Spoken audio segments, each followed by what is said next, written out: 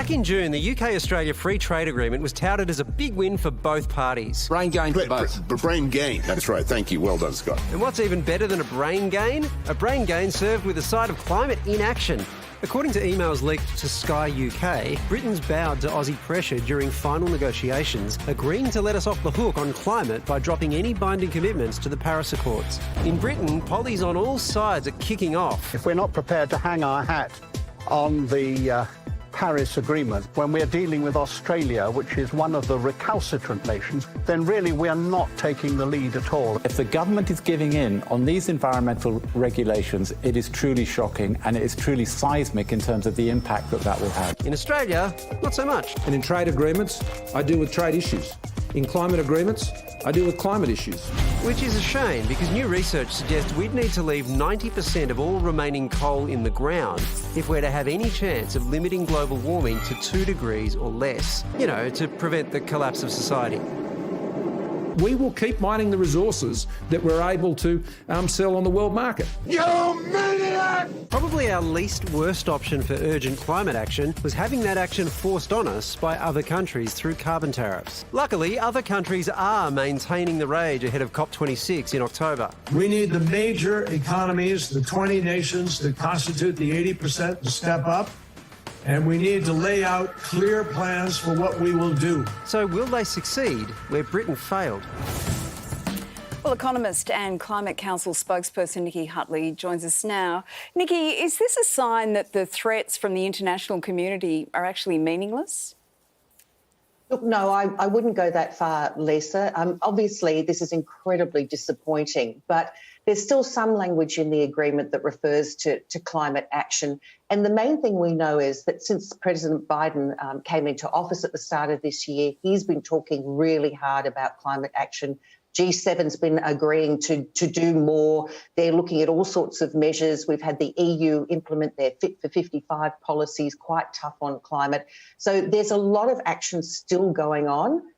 So even though this is absolutely disappointing and, as has been said, shocking, don't get ridiculously concerned just yet. It's not the end of the road for us. Are you surprised that we were seemingly able to strong-arm the UK? Look, a little bit, yes, but at the same time, we know that the UK was desperate to get a free trade agreement over the line. And to some extent, Scott Morrison's correct, it's not necessarily the right place to have an agreement on climate change. Australia is a signatory to the Paris Agreement, and that doesn't change. And the pressure to do more will really come at the end of October, early November, when COP26 starts to take place. That's when Australia will really start to get the barrage of dissent from others and criticism. OK, Nikki, if not Britain, which of our partners might actually hold their nerve? Look, I think the US absolutely will, and I think the EU will. The EU don't give a stuff about, what anybody else says or does. They're out there to get there, and they're going really hard and fast. They've got a carbon border adjustment mechanism coming in the next couple of years. They are going to really rule the roost on this. They're leading the pack, and they don't want to see any recalcitrants or free riders. And what sort of form might that pressure take? Look, obviously there's diplomatic pressure, and there will be, in the talks, they will use press releases and naming and shaming, I think, of Australia to try and encourage us.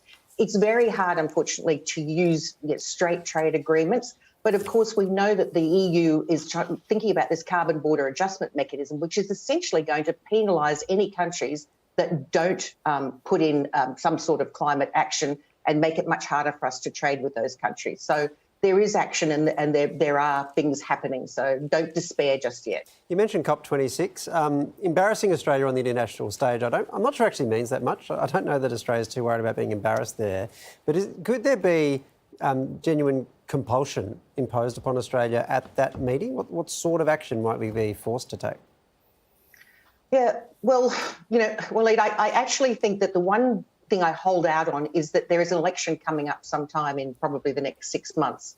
And we know already that Australian Conservation Foundation survey has showed that across every electorate in Australia, Australians want climate change. So it's not a good look for our Prime Minister to be standing up in a global forum saying, oh, well, you can do what you like, but we're just not going to bother. So there will be some political pressure, not only from those forums, but I think from at home as well. So, you know, people who really care about this, you should be active, you should be out there, you should be registered to vote, and you should make your voice heard. Very good advice. Thanks so much, Nikki. Thank you. Can I just point out when Nikki said that Australians want climate change, I think she meant climate change action. I can't be entirely sure, but I think that's We'll what have she to meant. cross back to Nikki Hutley tomorrow night. Yeah, we've actually got that whole climate change thing completely covered We've right sorted now. that. Yeah. From expert opinions to in-depth analysis and reporting, the Project YouTube brings you the biggest stories from Australia and around the globe.